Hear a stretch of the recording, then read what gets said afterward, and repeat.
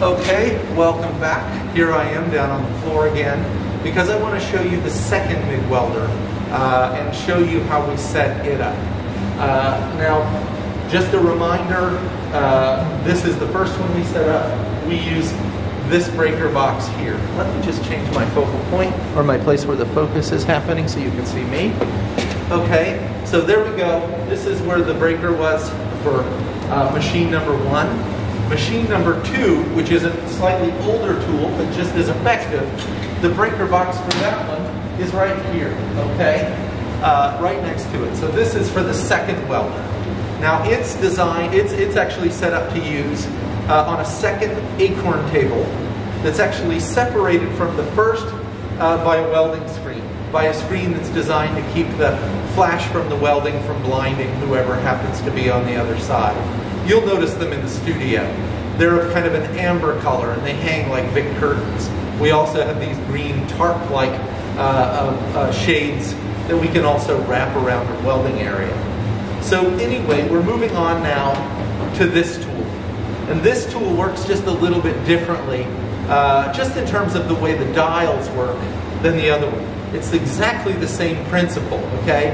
It's another arc welder, a metal inert gas arc welder.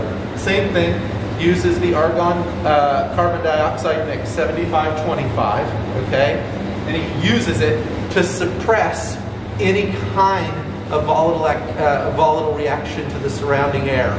It keeps the weld clean and smooth, okay? So same deal, you'll see a little black mark on the readout at the top of the tank that tells you whether or not the flow rate is set right. You can call the monitor and ask them to help you get the flow rate right if for some reason it seems like it's off, okay? If it's off by just 1 or 2 pounds per square inch, it's not a big deal, okay? But we want to move over to this tool. So first things first, let me unlock it. That's what you'll have to ask me or the monitor to do when you're getting ready to weld. And what I'm going to do, get my key in there. I've got to find the right key. That time I missed. There we go, I got it.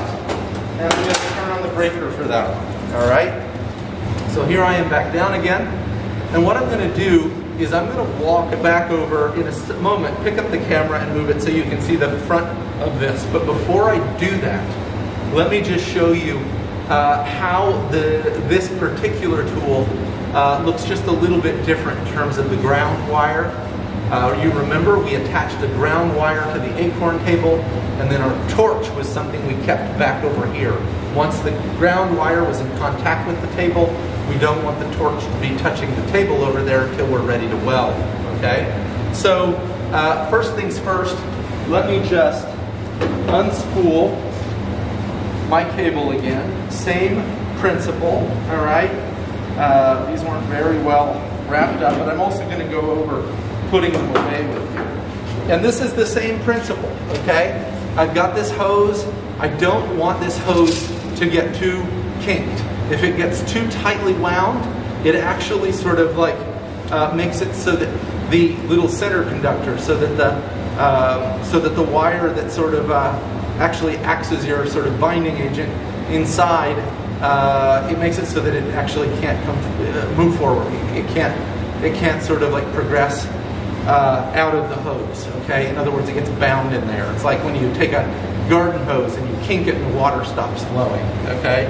But you can see, if I turn this on, same deal, power button is here. I'll show you that again in a moment. When I pull the trigger, you can really hear this one, okay? That's what causes the wire to feed. So there's our wire feed. I'll turn that off for a second. Now, I have that set up. I'm just gonna dangle it gently over the machine like that. I'm going to take this one off for a moment. And what you'll do is then you'll unfurl your ground. This is our ground right here. And you can see this is a much bigger clamp than the other machine. And on the second acorn table, there's no tab. Okay, we don't have one of these. So what you end up doing on the other table is just clamping it directly to the acorn table through 2 of the slots, okay? Let's just make sure that's visible. It's bring it right over here where you can see it. All right, and you can probably see right there a little bit of strength and right down so that it grabs a hold of the table in two of these square holes. All right, so that's how you would ground it. That's the grounding for this tool. Now let's go over and look at how we set up the welder here. All right, now let's make sure we can see the welder. There we go. Another welder, same basic model. It's an older version of a similar model, okay? But you can see it's a really different interface. Really very, very different, okay? Now the first thing I want to show you is that the power switch is right here. And instead of side to side, this one goes up and down. So I flip it, and I can actually feel the machine start to vibrate a little bit. And I can hear a fan come on. Okay, so I know it's on. Next thing you want to do is you want to set the voltage. You'll remember last time we set the voltage with a digital meter. Okay? Here, it's a much simpler routine. If you look closely, and let's see if I can zoom in and move the camera down a little. There we go. Remember those sort of blocks we were looking at before that tell you the thickness of the material or the steel?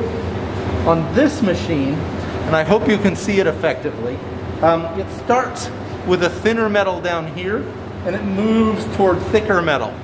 So what you do is you have 6 different settings that you can choose, and you just plug this plug into the one that you want to use.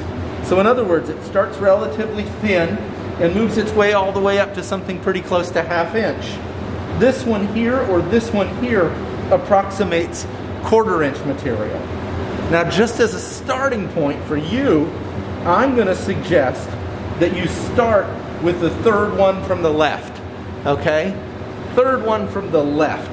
That's just a little smaller than the 1/4 inch material that's indicated right here. Okay? Now that's going to be helpful because remember, when we were setting up the other machine, we had to drop our voltage a little bit because we're actually welding rod instead of plate. And when we're welding rod, the heat distributes, it actually sort of builds up really fast. There's nothing to kind of absorb it, and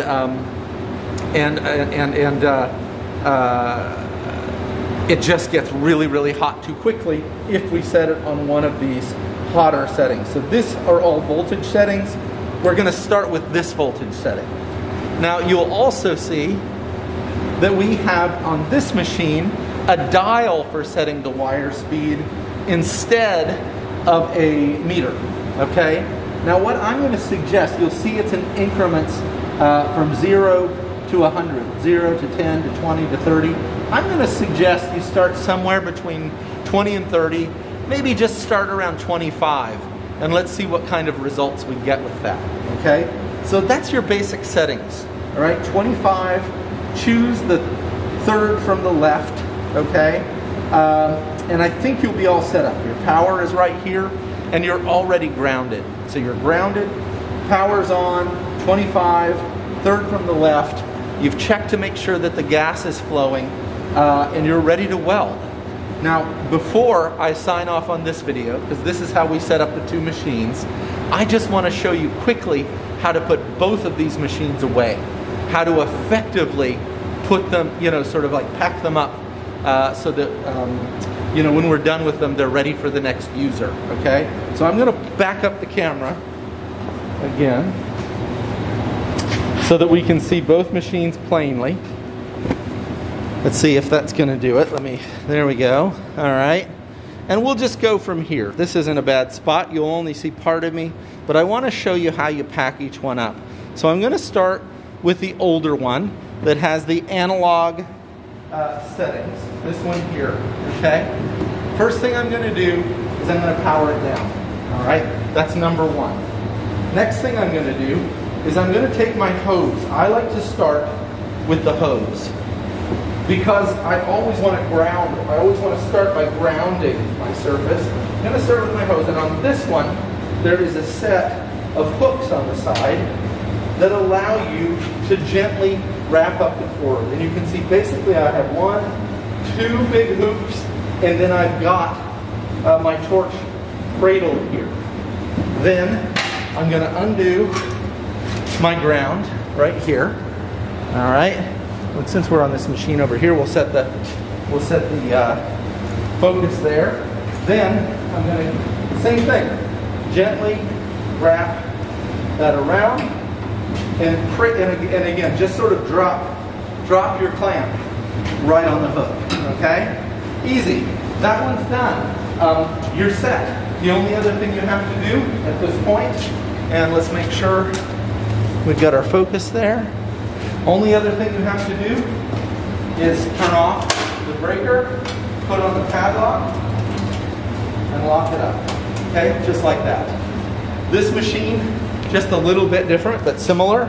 Okay, we'll just put our focus on the machine. First things first, power off.